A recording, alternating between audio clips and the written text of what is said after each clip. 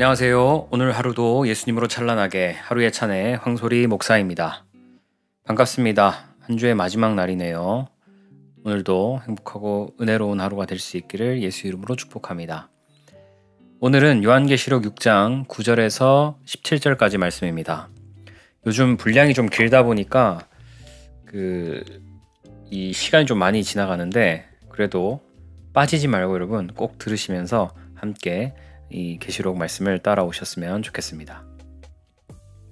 6장 9절 말씀입니다. 어린 양이 5째 인을 떼실 때 내가 보니 하나님의 말씀과 그들이 가진 증거로 말미암아 죽임을 당한 영혼들이 제단 아래에 있더라.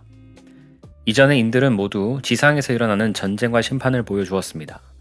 하지만 5번째 인이 떼어질 때 시선은 다시 천상, 하늘로 옮겨집니다. 예수님은 이제 하늘의 제단 아래에서 죽임당한 영혼들 곧 순교자들을 보여주십니다. 이 장면은 두려움의 심판의 장면이 아니라 가장 복된 자들이 모여있는 곳 하늘의 제단입니다. 요한은 봅니다. 하나님의 말씀과 증거로 말미암아 죽임을 당한 자들. 그들은 단지 억울하게 죽은 사람들이 아닙니다. 그들은 예수님의 이름을 붙잡고 끝까지 믿음을 지킨 자들입니다. 어떤 이는 주를 위해 복음을 전하다가 죽었습니다. 어떤 이는 세상의 유혹을 이기지 못해 쓰러졌지만 회개하고 다시 일어났습니다. 또 어떤 이는 감옥 속에서도 찬양했습니다.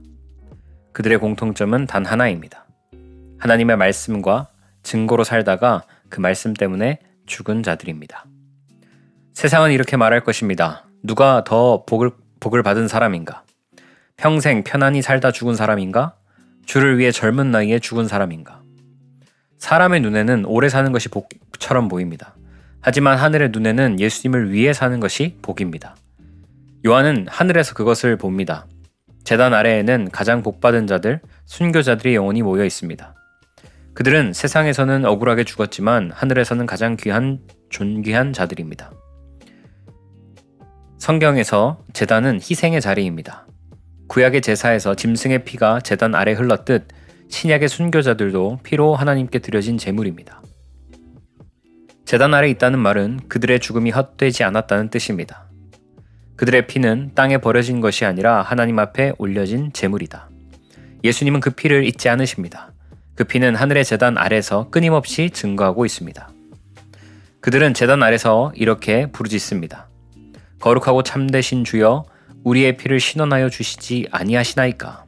이 외침은 복수의 목소리가 아닙니다. 그들은 분노하지 않았습니다. 그들은 하나님의 의로운 심판을 기다리는 신뢰의 기도를 드립니다.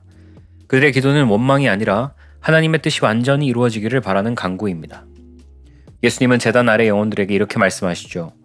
아직 잠시만 기다리라. 너희와 같이 죽임당할 종들이 그 수가 차기까지 기다리리라. 예수님의 응답은 놀랍습니다. 그분은 단순히 조금만 참아라가 아니라 내가 반드시 구원할 자들을 모두 구원할 것이다 라고 선언하십니다. 하나님의 계획에는 구원받을 자의 수가 정해져 있습니다. 그 수가 채워질 때까지 예수님은 멈추지 않으십니다. 이 말씀은 단순히 과거의 순교자 이야기로 끝나지 않습니다. 오늘 우리도 각자의 삶에서 작은 순교를 경험하죠. 내 욕심을 죽이는 순교, 내 자존심을 내려놓는 순교, 세상 가치관을 거부하는 순교. 예수님은 이 모든 작은 헌신을 하늘 제단의 아래에 향기로운 제물로 받으십니다. 그리고 그분이 말씀하십니다. 너희의 눈물이 헛되지 않았다. 너희의 희생은 제단 아래 기록되어 있다. 10절 말씀입니다. 그들이 큰 소리로 불러 이르되 거룩하고 참되신 대주제여 땅에 거하는 자들을 심판하여 우리의 피를 갚아주지 아니하시기를 어느 때까지 하시려 하나이까 하니. 요한은 하늘의 제단 아래서 순교자들의 외침을 듣습니다. 거룩하고 참되신 대주제여.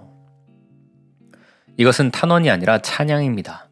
그들은 억울함을 토로하는 것이 아니라 하나님의 공의와 신실하심을 선포하는 기도입니다. 그들의 첫마디는 언제 우리 원수를 갚아주시렵니까?가 아니라 거룩하고 참되신 주여 주의 뜻이 언제 완성되겠습니까? 그들의 입술에는 원망이 없고 그들의 눈에는 복수의 눈물이 아니라 하나님의 완전한 심판을 기다리는 소망의 눈물이 있습니다. 많은 해석자들은 우리 피를 갚아주지 아니하시기를 순교자들의 억울함으로 보았습니다. 하지만 요한계시록은 그렇게 읽지 않습니다. 우리 피는 단지 순교자의 피가 아니라 예수 그리스도의 피, 즉 대속의 피를 무시한 자들에 대한 심판의 요청입니다. 순교자들은 자신들의 억울함을 갚아달라고 기도하지 않았습니다. 그들은 예수님의 보혈을 거부한 자들, 그분의 이름을 모독한 자들에 대한 심판을 하나님의 공의 안에서 묻고 있는 것입니다. 세상은 늘 이렇게 말합니다. 착하게 살면 복을 받고 악하게 살면 벌을 받는다. 이것이 세상의 법칙 인과응보입니다. 그러나 천국은 그 법칙이 통하지 않습니다. 하늘의 제단 아래에 있는 자들은 이 땅에서 억울하게 죽은 자들이지만 그들의 마음속에는 억울함이 없습니다. 그들은 하늘에서 단 1분 만에 모든 억울함과 슬픔이 풀렸습니다. 천국에서는 상처가 기억나지 않고 고통이 찬양으로 바뀝니다. 그들은 보응을 구하지 않고 하나님의 공의가 완전히 이루어지기를 기다립니다. 그들의 기도는 나로 시작되지 않습니다. 그들은 이렇게 부릅니다. 거룩하고 참되신 대주제여. 이것은 하늘에서 드려지는 완전한 예배의 언어입니다. 거룩하다. 하나님은 죄가 없다. 참되시다. 하나님은 변함이 없다. 대주제. 모든 것을 다스리시는 주권자다. 그들은 자신들의 고통보다 하나님의 이름이 높아지기를 더 원합니다. 그리고 순교자들은 묻습니다. 땅에 거하는 자들을 심판하실 때가 언제입니까? 하지만 우리는 이미 앞에서 봤습니다. 예수님은 첫째 인부터 넷째 인까지 이미 심판을 행하고 계셨습니다. 그렇다면 왜 그들은 언제입니까? 라고 묻는 걸까요? 그 이유는 이것입니다. 요한계시록은 시간의 순서로 기록되지 않았기 때문입니다. 하늘에서는 아직 심판이 되지 않은 듯 보이지만 지상에서는 이미 인들이 떼어지며 심판이 실행되고 있었습니다. 예수님은 시간 속에 갇히지 않으신다. 그분은 처음이자 마지막이시다. 요한계시록은 인간의 연대기가 아니라 예수님의 구속의 드라마입니다. 다섯 번째 이는 단순히 언제 심판하시겠습니까가 아니라 누가 심판받아야 합니까를 드러냅니다. 예수님은 악한 행동 때문에 심판하지 않으십니다. 예수님을 믿지 않는 죄, 곧 구원자를 거부한 죄 때문에 심판하십니다. 예수님은 모든 죄인을 위해 피 흘리셨습니다. 그러나 그 피를 무시하고 그 이름을 조롱한 자들은 그 피의 대가로 심판을 받게 됩니다. 일곱 인의 중심에는 피가 있습니다. 그 피는 순교자의 피가 아니라 예수 그리스도의 보혈입니다. 예수님의 피는 성도를 구원합니다. 그러나 그 피를 거부한 자들에게는 심판이 됩니다. 구원을 거절한 자는 스스로 심판을 선택한 자입니다. 그래서 순교자들은 복수를 구하지 않고 그 피가 헛되지 않기를 기도합니다. 그들의 외침은 곧 복음의 왕성에 대한 간구입니다. 11절 말씀입니다. 각각 그들에게 흰 두루마기를 주시며 이르시되 아직 잠시 동안 쉬되 그들의 동무 종들과 형제들도 자기처럼 죽임을 당하여 그 수가 차기까지 하라 하시더라. 다섯 번째 인의 장면에서 순교자들은 제단 아래서 이렇게 외칩니다. 거룩하고 참되신 주여 언제까지 우리 피를 신원하지 아니하시려 하나이까. 그때 예수님이 응답하십니다. 아직 잠시 동안 쉬라. 그 수가 차기까지 기다리라. 이 말씀은 단순히 조금만 참아라가 아니라 예수님의 구원 계획이 완성될 때까지 기다리라는 뜻입니다. 이 응답은 하나님의 구속사 전체를 관통하는 시간의 비밀입니다. 기존 해석은 이렇게 말했습니다. 순교자의 수가 다 찰 때까지 기다려야 한다. 그러나 이것은 인간 중심의 해석입니다. 마치 순교자의 공로가 다 채워져야 예수님의 심판이 시작되는 것처럼 보이기 때문입니다. 하지만 요한계시록은 그렇게 말하지 않습니다. 심판의 때는 순교자의 수가 차는 때가 아니라 구원받을 자의 수가 다 차는 때입니다. 예수님은 멸망의 때를 정하시는 분이 아니라 구원의 수를 채우시는 분이십니다. 하나님의 심판은 언제나 구원이 완성될 때 일어납니다. 심판은 구원의 끝이며 예수님의 사역의 마지막 결실입니다. 예수님은 말씀하십니다. 그들의 동무종들과 형제들도 자기처럼 죽임을 당하여 그 수가 차기까지. 여기서 자기처럼이라는 말은 많은 사람이 순교자들처럼으로 오해했지만 성경의 대주어는 예수님입니다. 즉 자기처럼은 예수님 자신의 죽음을 뜻합니다. 예수님은 자신처럼 죽을 자들, 곧 그분의 십자가를 믿음으로 연합될 자들이 다 구원받을 때까지 기다리신다는 뜻입니다. 따라서 여기서 말하는 그 수는 순교자의 수가 아니라 구원받을 성도의 수입니다. 예수님은 모든 택한 자의 구원이 완성될 때까지 심판을 미루십니다. 예수님은 제단 아래에 있는 순교자들에게 각각 흰 두루마기를 주십니다. 이 흰 옷은 그들의 공로로 얻은 상급이 아니라 예수님의 의로 덧입혀진 옷입니다. 그들의 피가 아니라 예수님의 보혈이 그들을 깨끗하게 만들었습니다. 흰 두루마기는 구원의 확정서입니다. 그 옷은 이미 구원이 완성되었음을 보여주는 상징입니다. 예수님은 그들에게 말씀하십니다. 너희의 구원은 이미 완성되었다. 이제 잠시만 쉬라. 예수님은 쉬라고 말씀하셨죠. 그 쉼은 무기력한 정지 상태가 아니라 기쁨과 평안으로 가득한 안식의 시간입니다. 그들은 이미 천국에서 예수님과 함께 머물고 있습니다. 그들의 기다림은 고통이 아니라 기쁨 속의 기다림입니다. 천국에서의 기다림은 한숨이 아니라 찬양입니다. 그들은 예수님과 함께 하늘의 시간 속에서 마지막 구원이 완성되는 날을 기다립니다. 세상 사람들은 이렇게 말합니다. 세상이 너무 악해져서 이제 심판이 올 것이다. 그러나 성경은 말합니다. 악이 가득 차서 심판이 오는 것이 아니라 구원이 가득 차서 심판이 오는 것이다. 예수님은 멸망의 시점이 아니라 구원의 시점에 모든 것을 결정하십니다. 그분은 한 사람도 잃지 않기 위해 시간을 멈추시고 역사를 붙들고 기다리십니다. 그 수가 찰 때까지 기다리라는 말씀은 결국 하나님의 인내이며 사랑이며 구속의 완성입니다. 요한계시록의 모든 장면은 예수님 중심으로 돌아갑니다. 심판도 구원도 종말도 인류의 역사도 모두 예수님으로부터 시작되어 예수님으로 끝납니다. 예수님을 모르는 자는 아무것도 모르지만 예수님을 아는 자는 모든 것을 안 자입니다. 그분이 우리의 중심이고 그분이 우리 역사의 이유이십니다. 12절에서 14절까지 말씀을 보겠습니다. 내가 보니 여섯째 인을 떼실 때에 큰 지진이 나며 해가 총담배로 짠 상복같이 검어지고 달은 온통 피같이 되며 하늘의 별들이 무화과 나무가 대풍에 흔들려 설익은 열매가 떨어지는 것 같이 땅에 떨어지며 하늘은 두루마리가 말리는 것 같이 떠나가고 각 산과 섬이 제자리에서 옮겨지매. 다섯째 인에서 예수님은 하늘 제단 아래의 순교자들에게 말씀하십니다. 아직 잠시 동안 쉬라. 그 수가 차기까지 기다리라. 그리고 이제 여섯째 인이 떼어집니다. 그때 하늘의 일과 땅이 동시에 진동합니다. 큰 지진, 검은 해, 피처럼 붉은 달, 떨어지는 별, 사라지는 하늘, 옮겨지는 산과 섬. 이 장면은 마치 우주가 무너지는 것처럼 보입니다. 하지만 이 사건은 자연재해가 아닙니다. 이것은 예수 그리스도의 심판의 현현입니다. 이 모든 일을 일으키시는 분은 어린 양이신 예수님입니다. 초림의 예수님은 온유한 어린 양으로 오셨습니다. 그러나 재림의 예수님은 심판의 주, 만왕의 왕으로 오십니다. 그분은 초림 때 멸시받고 조롱당하셨지만 지금은 모든 권세와 능력을 가지신 심판주로 나타나십니다. 성경에서 지진은 단순히 큰 자연현상이 아니라 하나님의 임재의 표시로 자주 등장합니다. 출애굽기 19장에서도 시내산에서 하나님이 임하실 때 산이 진동했고 마태복음 27장에도 예수님이 십자가에서 운명하실 때 땅이 진동했습니다. 28장에서는 예수님이 부활하실 때 무덤이 진동했습니다. 즉, 지진은 하나님이 움직이실 때 나타나는 현상입니다. 따라서 큰 지진이 났다는 것은 하나님의 임재와 심판의 도래를 상징합니다. 해와 달은 인간에게 빛과 생명을 상징합니다. 그런데 해가 검어지고 달이 피처럼 변한다는 것은 하나님의 영광의 빛이 세상에서 거두어졌음을 의미합니다. 빛이 사라지면 인간은 어둠 속에 남습니다. 그 어둠은 단순한 물리적 어둠이 아니라 하나님이 부재한 영적 어둠입니다. 하늘의 별들이 떨어지고 하늘이 말려 올라간다는 표현은 창조 질서의 붕괴를 의미합니다. 그러나 이것은 단지 무너짐이 아닙니다.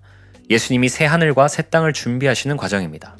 하늘이 사라지는 것은 종말이 아니라 새 창조의 시작입니다. 요한은 분명히 말합니다. 예수님의 심판은 땅에 거하는 자들에게 임한다. 땅에 거하는 자들은 예수님을 믿지 않는 자들, 보혈을 거부한 자들, 구원을 조롱한 자들을 가리킵니다. 예수님은 성도의 죄를 징계하시되 회개로 이끄시기 위해 징계하시고 믿지 않는 자들은 심판으로 이끄시기 위해 심판하십니다. 세상 사람들은 재앙을 보며 이렇게 반응합니다. 저 사람들 참 불쌍하다. 나에게는 그런 일이 없었으면 좋겠다. 그들의 반응은 인간적인 동정과 두려움에 머뭅니다. 하지만 성도는 다릅니다. 성도는 땅의 진동 속에서 자신의 마음을 진동시키는 하나님의 손길을 봅니다. 그들은 재앙 앞에서도 먼저 회개합니다. 성도는 심판의 때에 놀라지 않습니다. 왜냐하면 그들의 생명은 이미 생명의 주이신 예수님께 속했기 때문입니다. 이 무서운 심판 장면은 성도에게는 두려움의 장면이 아닙니다. 그것은 구원의 완성, 예수님의 공의가 완전하게 드러나는 순간입니다. 예수님은 이 심판 속에서도 아직 돌아오지 않은 자신의 신부들을 찾으십니다. 그분은 심판 가운데서도 구원을 멈추지 않으시는 사랑의 왕이십니다. 15절에서 17절까지 말씀입니다.